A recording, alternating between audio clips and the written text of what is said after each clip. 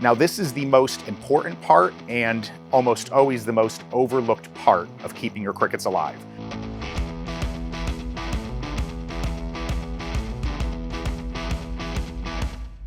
What's up, everybody? I'm Matt from Tye-Dyed Iguana, and today I want to breach the topic of how to keep your crickets alive. This is kind of a macro level topic because there's a lot of like what ifs and whatnots when it comes to this. So we're gonna talk about this as if you're keeping like a large quantity of crickets, but then you're gonna be able to scale this down to a much smaller volume of crickets. So one of the primary things that we hear is, hey, my crickets died, and crickets do die. I would say on average, you're gonna have about a 10% loss on any batch of crickets that you buy.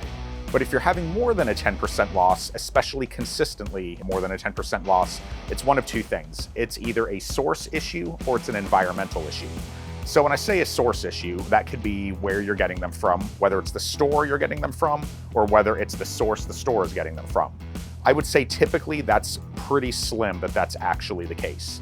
As far as the store you're getting them from, what's most important to always ask is if they feed their crickets, and I would go a step further and ask them what they feed their crickets. So we'll talk about that briefly, but then we're going to talk more about like the actual environmental piece. So what's important is that the crickets are being fed and what you're feeding the crickets. At Tye-Dyed Iguana, we use a two-part cricket food and cricket water to feed our crickets. Now this also gut loads our crickets, but that's another conversation for another day. What's most important is that the crickets are fed and watered. The cricket food is just that. It's a food that keeps them gut loaded and nutritionally dense. The water is basically a type of water that's like a gelatin so they don't drown in it. And so if we look up here, these ones are being cleaned right now, but this is how we keep ours. So we have our little tub of cricket food with a little like cricket ladder. So we sell cricket savers. This just allows them to get in and out. And then this cricket water is still being cleaned. We do this every day, but we have our gelatin in here with a little ladder to get them in and out. So here's why that matters. If you don't feed and water your crickets, they're in borderline starvation mode and they're just not gonna last. It is not uncommon for a store to either not feed their crickets or just feed them potatoes. Now, when our crickets are shipped in, they're shipped on potatoes, and the potato is meant to be a temporary food and moisture source to get them from point A to point B. Once they arrive at the store, they really do need to be fed something that is much more nutritionally significant. So the first thing, if you're having problems with consistent loss on your crickets, ask the store if they feed their crickets and ask the store what they feed their crickets. If they're not feeding their crickets to any degree, I would say that's red flag number one. And if they're only feeding their crickets something like potatoes or apples, that's red flag number two. Now, in the event that the store you are purchasing your crickets from is not feeding your crickets, they're still savable. You just have to make sure that when you get them, you feed them immediately. So I spent a little more time on that than I intended, but that's an important part of this to talk about because if the crickets aren't being fed, they are gonna die. So we've made sure that the source of your crickets is feeding their crickets. We've eliminated that. So at that point, cricket survival is gonna depend explicitly on the environment. So since we're on the topic of food and water, let's just start there. Now this is your environment. In your environment, you do need to feed your crickets. So you've got a couple options. I always recommend the two-part food and water. We sell it here at Tye-Dye.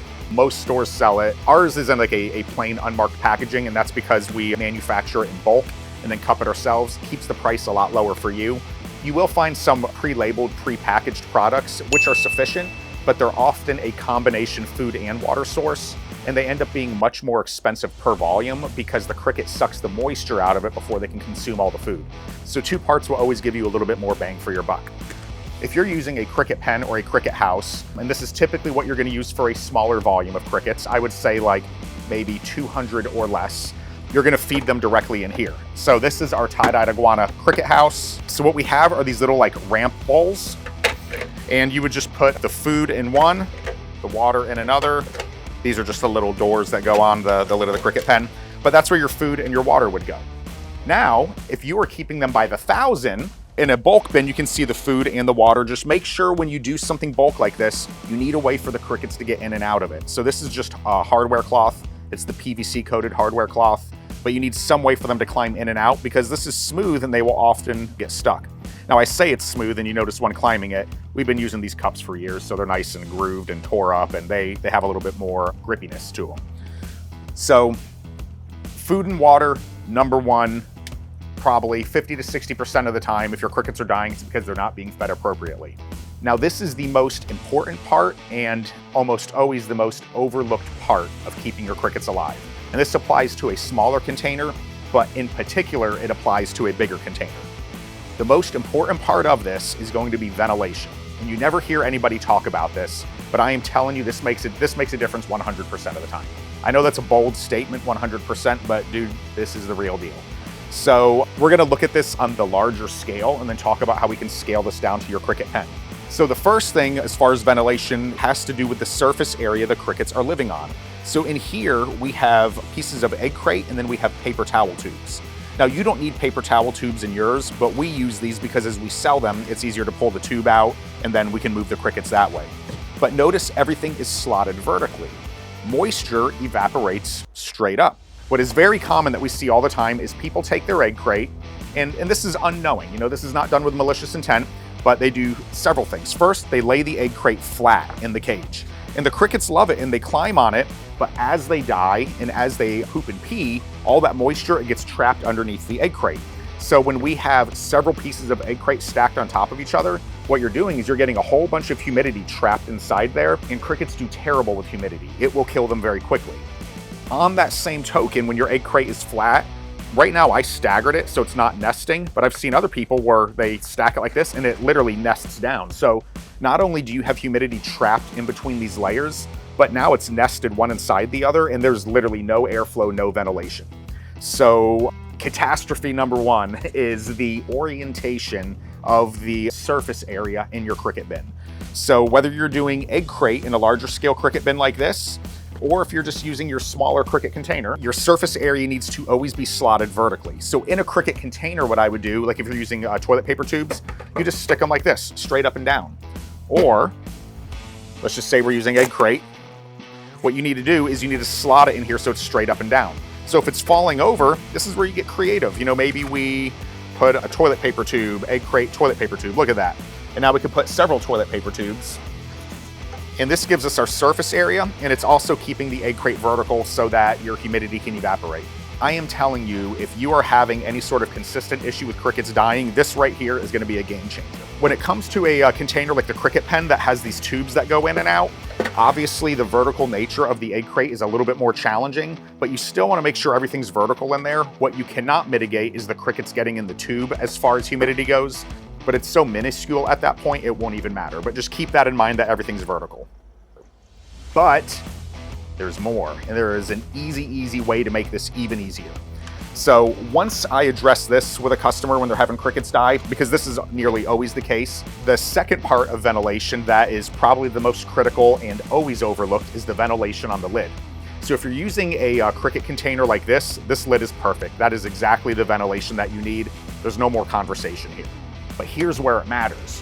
When you're keeping bulk crickets, I see this 100% of the time with someone that's having issues with bulk crickets, it's the level of ventilation on the lid. I always ask my customer when they tell us they're having problems, I always say, describe the lid to me. And 100% of the time they say, it's got a ton of holes. We put, 1,000 holes in this thing. Look, I know this sounds crazy, but a ton of holes is not enough holes. What you actually need is either an open top like this, which I wouldn't do in your home because they will jump out, or you need a screen lid. So if we look, like right here, everything that I have in this room has a screen lid. Now, I'm not doing this just because it looks cool. This takes time and work, and it is a lot easier to poke a bunch of holes. I'm doing this because it works. So what you have to do in any sort of bulk situation, which by the way, notice these are dubias, notice my cardboard, it's slotted vertically, 100% of the time. Anyway, I digress. The lid must be so ventilated, it's ridiculous. So what you do is you just cut out the middle. This is window screen, hot glue it on. And this right here is the absolute key to keeping that ventilation perfect. So to recap the ventilation piece, and again, I'm stressing this ventilation, but this is always the issue when people are having a consistent die-off and we've determined it's the environment. Make sure that your cardboard is slotted vertically. Make sure it doesn't nest together. Put it in here appropriately so it's not nesting. Even that kind of nests, but that nests worse than this. They need to be able to move throughout, and airflow needs to be able to move throughout. We've actually gone as far as hot gluing these so they stay like this, but then you have to rip them apart to get the crickets off, so it's almost kind of a lost cause. But make sure we're slotted vertically, there's plenty of airflow, and then make sure the top of your container is either a screen lid or no lid. And then again, your prefabbed containers all have appropriate screening there. So those are the big things when it comes to keeping your crickets alive. Couple other fringe cases that are worth noting because they do matter. Temperature. So crickets like to be fairly cool. We keep this room at 70 degrees and they do very well. I would say once you're getting below 65 degrees, it won't necessarily kill them, but it'll slow them down to where maybe they look like they're dead. And heat, that's gonna be the big one with these guys. If you have an area that your crickets are getting like over 80 degrees, that's gonna start to pop them off. So if we look at our box, you know, it always says keep warm. Just keep in mind that the keep warm doesn't mean keep hot. So generally room temperature is good enough. Where this becomes problematic is if you're keeping the crickets like in your garage. So yeah, room temperature, feed them, great ventilation, and outside of that, it's pretty hard to mess up. So if you have any questions, definitely hit up our team. Kind of like a little recap, what I always say is expect a 10% loss. That's average. At Tye-Dyed Iguana, we always give a 10% overcount in our crickets. So if you order 100 crickets, you're gonna get 110. That'll compensate for that. But if you're persistently having more than a 10% loss, check your source, make sure they're keeping their crickets properly, and ask your source if they're keeping them well ventilated. Because if your source doesn't have them well ventilated, by the time you're getting them, they're already, you know, through that stress cycle and could be closer to dying too.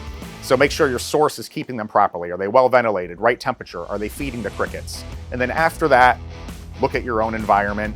And 9 times out of 10, you're gonna find that you got ventilation issues, which at the end of the day is killing your crickets. So thank you for giving me a little bit of your time. We love you. Without you, there's no Tye-Dyed Iguana. And if you ever wanna troubleshoot this or if you got some questions, drop us a message, give us a call, visit us on the web, and yeah, let's make the hobby great together.